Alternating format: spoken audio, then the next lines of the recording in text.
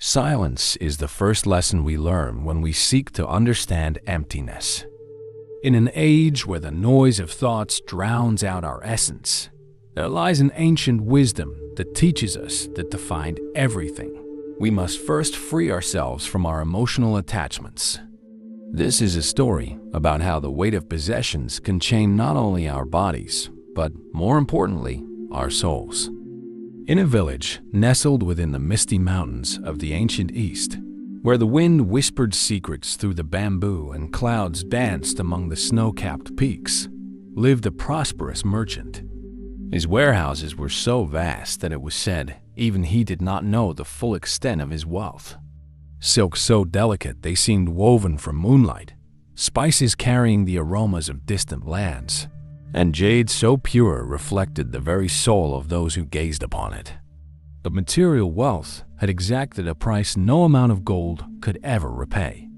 His eyes, once bright as the stars of the night sky, now bore the dullness of a man consumed by the constant fear of loss. His hands, calloused not from honest labor, but from the obsessive habit of counting coins each day, trembled at the slightest hint of a threat to his possessions. His servants watched him with a mix of pity and fear. By day, he roamed his warehouses endlessly, checking locks, reinforcing doors, hiring more guards.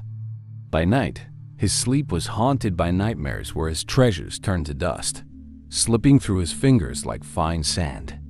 His obsession with accumulation had turned his home into a fortress. Windows were sealed with iron bars, doors locked with multiple chains, and ever higher walls were built. What he failed to see was that every new layer of protection he added to his treasure was another barrier separating him from true wealth, freedom.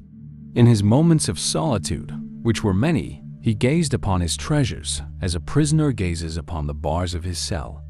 Each piece of gold, every roll of silk, and every gemstone was at once his greatest joy and heaviest burden. The fear of losing them had far eclipsed the pleasure of owning them. The seasons passed, and with them, his youth faded. The hair once as black as a moonless night began to show streaks of silver knot, from the wisdom of age, but from the relentless weight of worry. His skin, which had not felt the warmth of the sun in years, took on the pallor of those who live in the shadows of their own fears. During his sleepless nights, which grew increasingly frequent, he wandered the halls of his mansion like a ghost, touching his possessions as if to reassure himself they were still real. The echo of his lonely footsteps reverberated through the empty halls, a stark reminder that despite all his wealth, there was not a single laugh or friendly voice to fill the void. The villagers, who once admired him for his shrewdness in business, now avoided him. His conversations were limited to commercial transactions, and even those were marked by the distrust he displayed in every negotiation. The gleam of gold had blinded him to the value of human relationships. His days had devolved into a mechanical routine of safeguarding and monitoring his wealth. Every moment was consumed by thoughts of how to grow and protect his fortune. His mind had become a gilded prison, each thought another chain binding him ever more tightly to his possessions.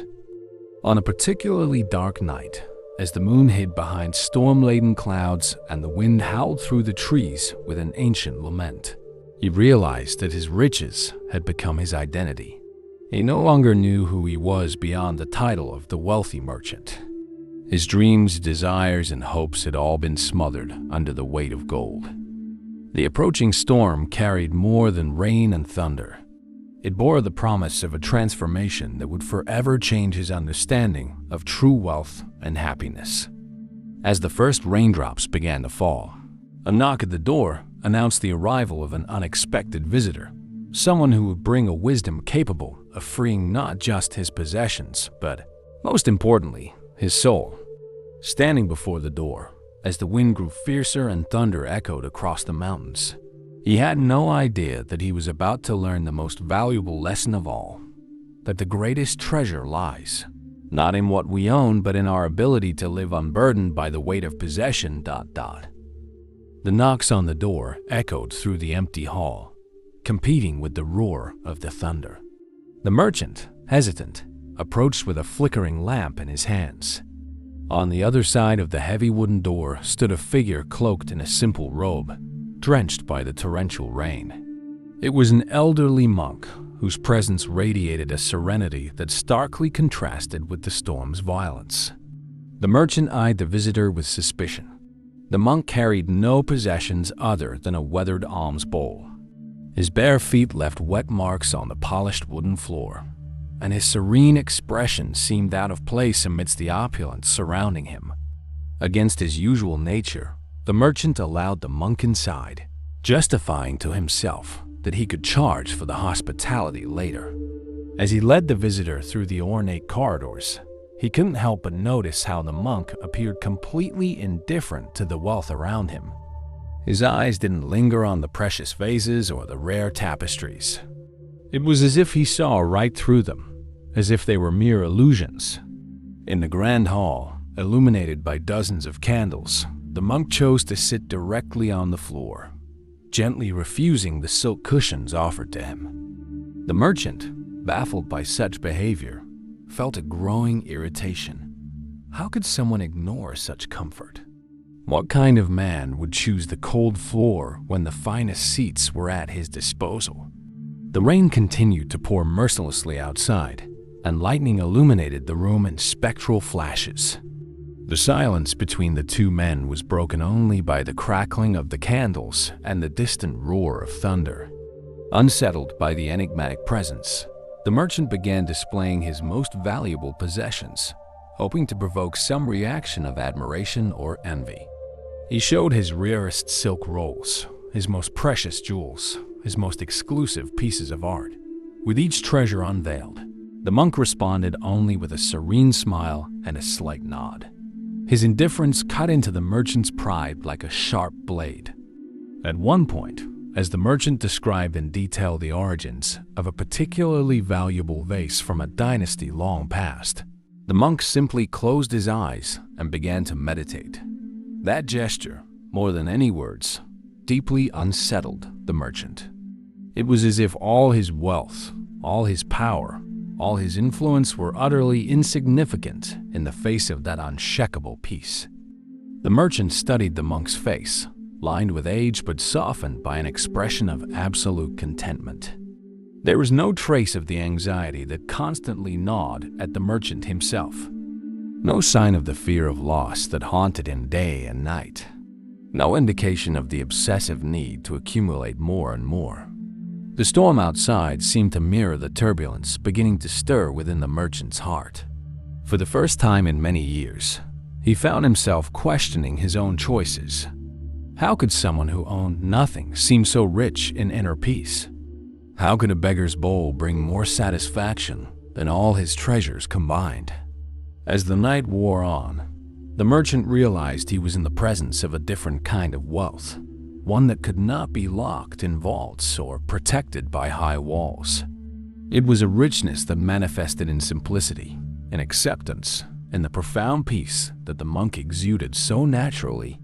The merchant's thoughts were suddenly interrupted by noises coming from the warehouse. Shouts and commotion indicated that something was terribly wrong.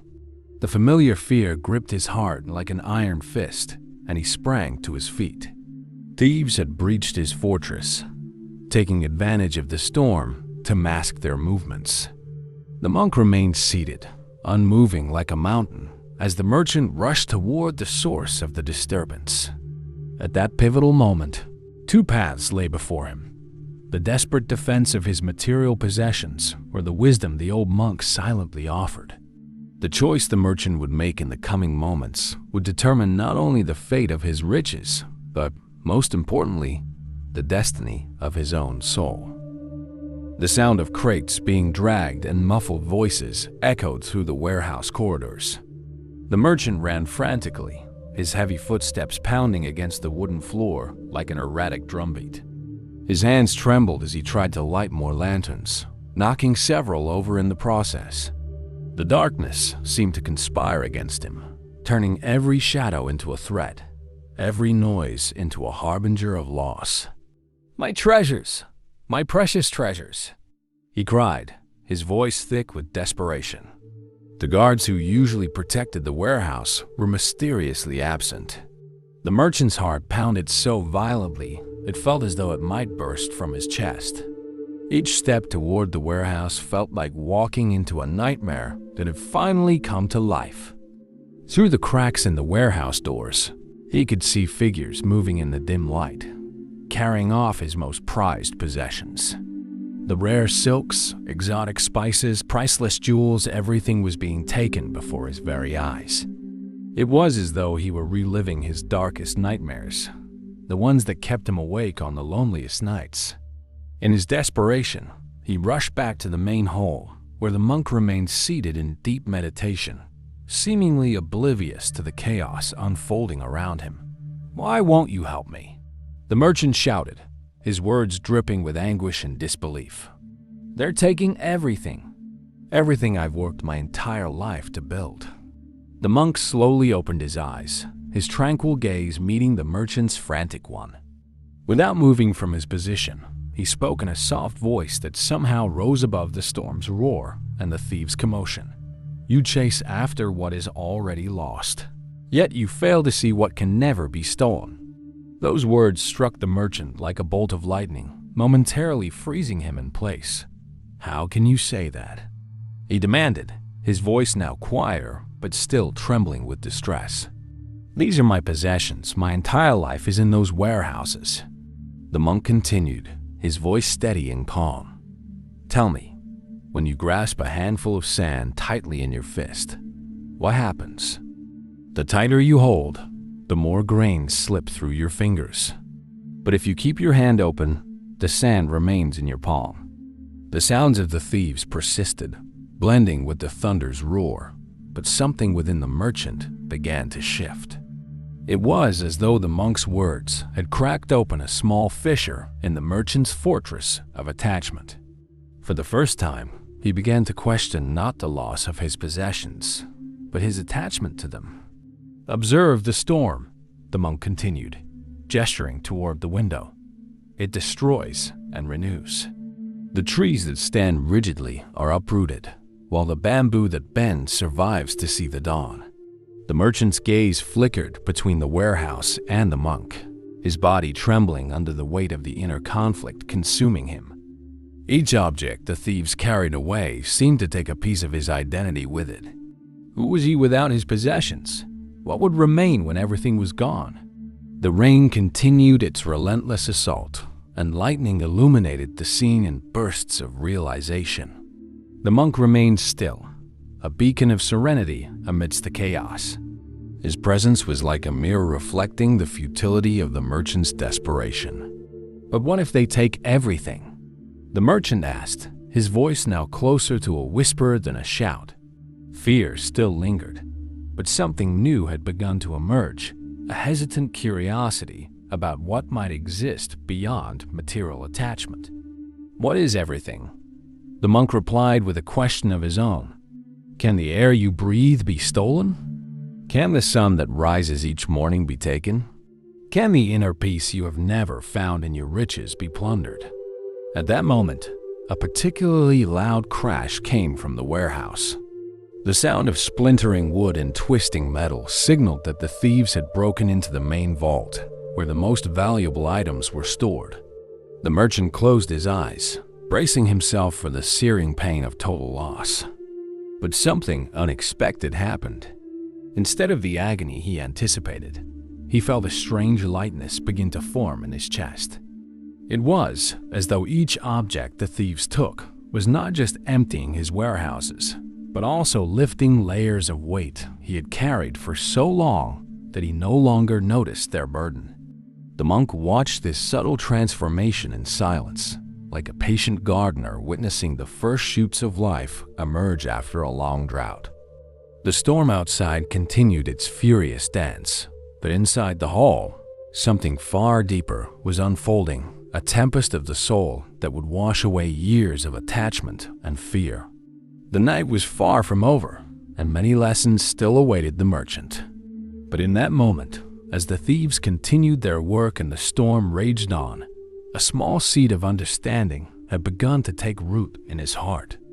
Though fragile, it held the potential for profound transformation. The sound of the thieves gradually faded, like a storm retreating on the horizon. The merchant remained in the main hall, his once imposing figure now bent under the weight of the events. The monk, still seated in the same spot, drew a small, simple ceramic bowl from his robes, worn by time and use. The rain continued to pour relentlessly outside, and the monk, with a deliberate gesture, positioned the bowl beneath a leak forming in the ceiling. Drop by drop, the bowl began to fill with rainwater. The merchant watched the scene, mesmerized by the steady rhythm of the droplets, his gaze lost between the present and the memories of all he had just lost. "They took everything," he murmured, his voice no longer filled with the desperation it once held, but instead carrying a profound emptiness that seemed to echo through his very being. A lifetime of work, of accumulation, of protection, all gone in a single night. The monk remained silent, observing the bowl as it gradually filled with rainwater. When the water reached the brim and began to overflow, he made no move to remove it. The droplets continued to fall, creating small ripples on the surface of the overflowing water. The merchant observed this seemingly illogical behavior for a few moments until he could no longer contain his curiosity. "Why do you let the water keep falling? Don't you see the bowl is already full? You're just wasting water." A faint smile formed on the monk's lips. "Just as this bowl cannot take in more water while it is full, your life cannot receive new teachings while it is filled with attachments." His words lingered in the air like incense, filling the space with their profound meaning. The merchant sank heavily to the floor, for the first time in his life, indifferent to the state of his fine garments or the appearance he usually worked to maintain. "But now I am empty," he said, his voice trembling. "The thieves made sure of that." "Ah," the monk replied, "but there is a difference between being empty and being free. The emptiness you feel now is like a cup forcibly emptied. There is still attachment, still the desire to be filled again. True freedom comes when you understand that an empty cup holds infinite possibilities." The night wore on, and as it did, the storm began to subside. The merchant watched the overflowing bowl, beginning to see in it not just water, but a reflection of his own life. How many times had he tried to accumulate more and more, even when he was already overflowing with possessions? "All these years," the monk continued, "you built walls higher and higher to protect your wealth. But you didn't realize that those same walls became your prison. Each new possession was another brick in your cell." The monk's words penetrated deeply into the merchant's consciousness, like seeds planted in fertile soil for the first time. He began to recall moments from his life, sleepless nights worrying about his treasures, friendships lost due to his mistrust, a family distant because of his obsession with wealth. "What do I do now?" he asked, his voice carrying a vulnerability he had never allowed others to see. "How do I live in a world where I have nothing?" The monk gently lifted the overflowing bowl and poured all the water back onto the earth. "Observe," he said. "The water does not cling to the bowl. It flows freely, nourishes the earth, and becomes part of something greater than itself. Its nature is to flow, just as the nature of life is to be in constant motion." The merchant watched as the water was absorbed into the earthen floor, forming small puddles that reflected the light of the lamps. In each reflection, he began to see fragments of a greater truth he had never considered before. "True wealth," the monk continued, "is not in what you possess, but in what you allow to flow through you. Just as this bowl can only serve its purpose when it is empty enough to receive, we can only truly live when we are free from the weight of our possessions." The dawn approached, bringing with it the first signs of morning. The merchant remained seated, absorbing every word, every gesture of the monk. His mind, once constantly agitated by material concerns, began to experience moments of clarity he had never known. The shadows of the night began to retreat, along with the darkness that had clouded his understanding for so long. The emptiness that had once terrified him began to transform into something different, not a painful absence, but a space of infinite possibilities. The first rays of sunlight began to filter through the cracks in the windows, painting the hall in golden hues.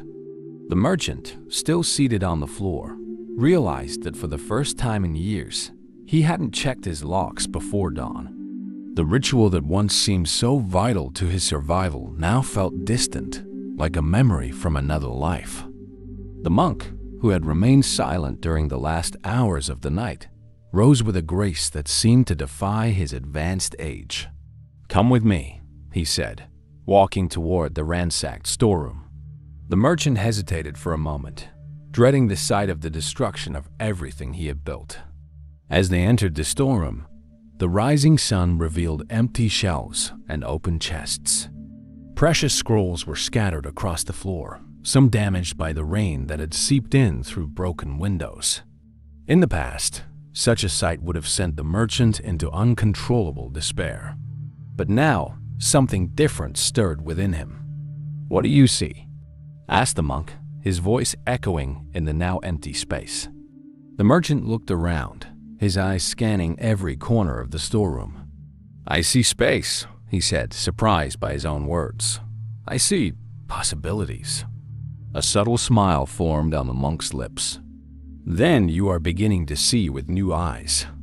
What once was merely a place to store possessions now becomes a space of infinite potential." As they walked between the empty shelves, the merchant began to notice details he had never seen before. The way the light danced on the walls, the sound of their footsteps echoing in the spacious room, the fresh breeze now freely circulating through the space. "For years," the monk said, "you filled this space with objects, believing that each new acquisition brought you closer to happiness.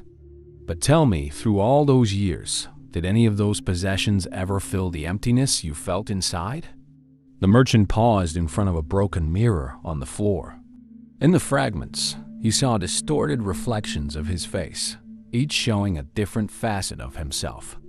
"No," he admitted, his voice carrying a sincerity that surprised even him. "Every new possession only increased my fear of losing it all." "Ah," the monk exclaimed, "now you touch upon the true nature of attachment. The fear of loss outweighs the pleasure of possession. It's like trying to hold water in clenched hands. The tighter you grip, the more it slips away." A particularly bright ray of sunlight illuminated the spot where the main safe had once stood. The merchant walked over, his bare feet feeling the texture of the wooden floor. He knelt and touched the empty space, his fingers tracing the marks left by the weight of the treasures that once rested there.